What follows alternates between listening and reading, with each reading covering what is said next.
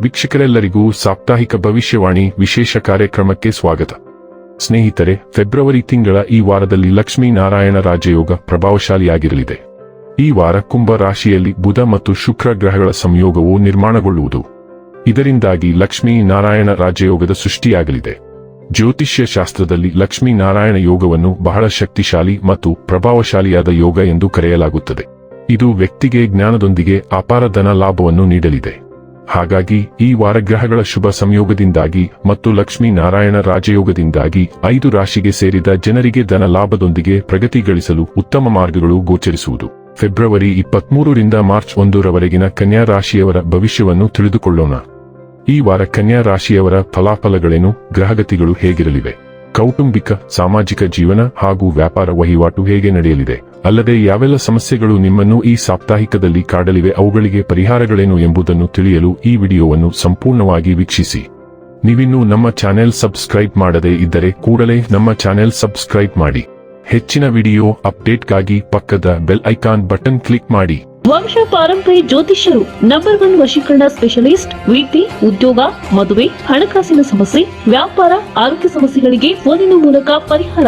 ಇಂದೇ ಕರೆ ಮಾಡಿ. ಸ್ನೇಹಿತರೆ, ಚಂದ್ರ ರಾಶಿಗೆ ಹೋಲಿಸಿದರೆ ಕೇತು 12ನೇ ಮನೆಯಲ್ಲಿರುವುದರಿಂದ ನೀವು ತುಂಬಾ ಆತ್ಮವಿಶ್ವಾಸ ಮತ್ತು ವೇಗವನ್ನು ಹೊಂದಿದ್ದೀರಿ. ನಿಮಗೆ ಯಾರ ಪ್ರೋತ್ಸಾಹವೂ ಅಗತ್ಯವಿಲ್ಲ ಎಂಬುದನ್ನು ನೀವು ಮತ್ತು ನಿಮ್ಮ ಸುತ್ತಮುತ್ತಲಿನ ಜನರು ಚೆನ್ನಾಗಿ ಅರ್ಥ ಮಾಡಿಕೊಂಡಿದ್ದೀರಿ. ಆದ್ದರಿಂದ ಈ ಕೌಶಲ್ಯದ ಲಾಭವನ್ನು ಪಡೆದುಕೊಳ್ಳಿ, ಅದನ್ನು ಪೂರ್ಣವಾಗಿ ಬಳಸಿ ಮತ್ತು ಹೆಚ್ಚು ಹಸಿರು ಎಲೆಗಳ ತರಕಾರಿಗಳನ್ನು ಪಡೆಯಲು ನಿಮ್ಮನ್ನು ಪ್ರೋತ್ಸಾಹಿಸಿ. ಚಂದ್ರ ರಾಶಿಗೆ ಹೋಲಿಸಿದರೆ ರಾಹು 6ನೇ ಮನೆಯಲ್ಲಿರುವುದರಿಂದ ಈ ವಾರ ನೀವು ಅನೇಕ ಅನವಶ್ಯಕ ವಸ್ತುಗಳನ್ನು ಖರೀದಿಸಿ ಸ್ವಲ್ಪ ಹೆಚ್ಚು ನಿಷ್ಪ್ರಯೋಜಕ ವೆಚ್ಚಗಳನ್ನು ಮಾಡಬಹುದು. ಅಂತಹ ಪರಿಸ್ಥಿತಿಯಲ್ಲಿ ಯಾವುದೇ ವಸ್ತುವನ್ನು ಖರೀದಿಸುವ ಮೊದಲು ನಿಮ್ಮ ಹತ್ತಿರ ಮೊದಲಿಂದಲೇ ಇರುವ ವಸ್ತುಗಳನ್ನು ಬಳಸಬೇಕು. ಈ ವಾರ ಕೆಲಸದ ಸ್ಥಳದಲ್ಲಿ ಹೆಚ್ಚುವರಿ ಕೆಲಸದ ಒತ್ತಡವು ನಿಮ್ಮನ್ನು ತೊಂದರೆಗೊಳಿಸಬಹುದು. ಈ ಕಾರಣದಿಂದಾಗಿ ನೀವು ನಿಮಗಾಗಿ ಸಮಯವನ್ನು ಪಡೆದುಕೊಳ್ಳಲು ಸಾಧ್ಯವಾಗುವುದಿಲ್ಲ. ಇದರಿಂದಾಗಿ ಕುಟುಂಬ ಮತ್ತು ಸ್ನೇಹಿತರೊಂದಿಗೆ ಯೋಜಿಸಿದ ಯಾವುದೇ ಯೋಜನೆಯನ್ನು ರದ್ದು ಮಾಡಿ ಅವರನ್ನು ಕೋಪಗೊಳಿಸಬಹುದು. ಈ ವಾರದಿಂದಲೇ ನಿಮ್ಮ ಮೇಲಧಿಕಾರಿಗಳು ಮತ್ತು ಉನ್ನತ ಅಧಿಕಾರಿಗಳಿಂದ ನೀವು ಸಂಪೂರ್ಣ ಮೆಚ್ಚುಗೆ ಮತ್ತು ಬೆಂಬಲವನ್ನು ಪಡೆಯುತ್ತೀರಿ. ಇದಲ್ಲದೆ ನೀವು ಮಾಡಿದ ಪ್ರಯಾಣಗಳು ಈ ಅವಧಿಯಲ್ಲಿ ನಿಮಗೆ ಸಾಕಷ್ಟು ಪ್ರಯೋಜನಗಳನ್ನು ತರುತ್ತವೆ, ಏಕೆಂದರೆ ನಿಮ್ಮ ಜಾತಕದಲ್ಲಿ ಅನೇಕ ಶುಭ ಗ್ರಹಗಳ ಪರಿಣಾಮವು ನಿಮ್ಮ ಆಸಕ್ತಿಯಲ್ಲಿ ಗೋಚರಿಸುತ್ತದೆ. ಈ ವಾರ ನಿಮ್ಮ ಅನೇಕ ವಿಷಯಗಳನ್ನು ಅರ್ಥ ಮಾಡಿಕೊಳ್ಳುವಲ್ಲಿ ನೀವು ಎಲ್ಲಾ ರೀತಿಯ ತೊಂದರೆಗಳನ್ನು ತೊಡೆದುಹಾಕುವ ಸಾಧ್ಯತೆಯಿದೆ, ಏಕೆಂದರೆ ಈ ಸಮಯದಲ್ಲಿ ನಿಮ್ಮ ವೈಯಕ್ತಿಕ ಜೀವನದಲ್ಲಿ ನಡೆಯುತ್ತಿರುವ ಏರಿಳಿತಗಳಿಂದ ನಿಮ್ಮನ್ನು ತೆಗೆದುಹಾಕುವಲ್ಲಿ ನೀವು ಸಂಪೂರ್ಣವಾಗಿ ಯಶಸ್ವಿಯಾಗುತ್ತೀರಿ.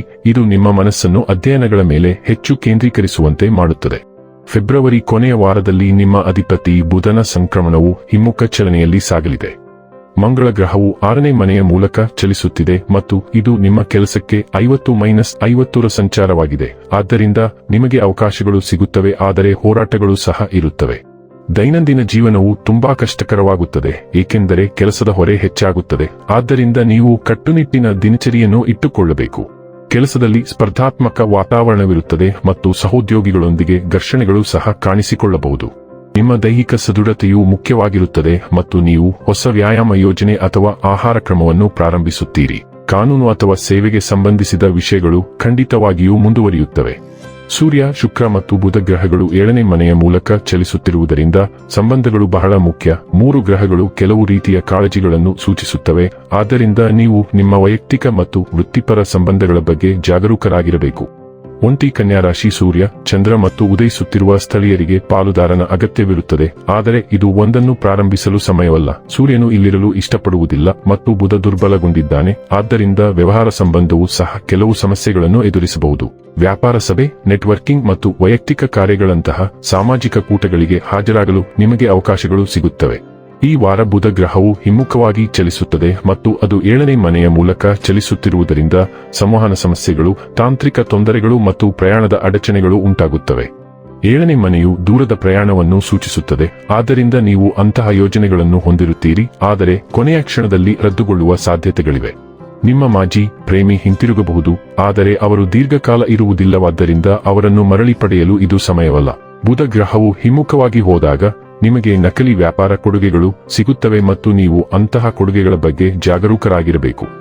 ನೀವು ಹೊಸ ಜನರನ್ನು ಭೇಟಿಯಾಗುತ್ತೀರಿ, ಆದರೆ ಅವರೊಂದಿಗೆ ಯಾವುದೇ ವೈಯಕ್ತಿಕ ವಿಷಯಗಳನ್ನು ಅತಿಯಾಗಿ ಹಂಚಿಕೊಳ್ಳಬೇಡಿ.